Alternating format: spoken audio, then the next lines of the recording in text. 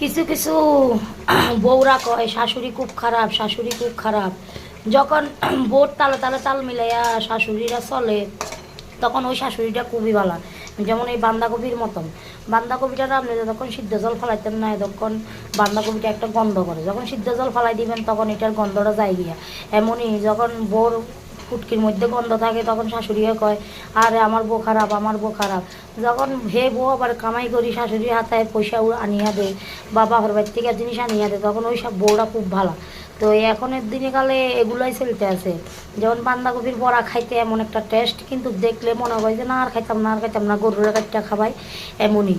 তো এই আমের চাটনিটার মতন, আমি যখন আমের চাটনিটা বানাইতে আসি আম কাটিয়া, আমরা খাইতে কিন্তু অনেক টক, কিন্তু আমটা যখন আপনি চিনি দিয়া ভালো করে লবণ দিয়া নুন দিয়া সব কিছু দিয়া চাটনি চাটনি বানাইবেন তখন এটা খাইতে অনেক মিষ্টি। তো কিছু শাশুড়ি যদি বোর লগে তাল মিলাইয়া মিলাইয়া চলে তখন ওই শাশুড়িটা খুবই ভালো।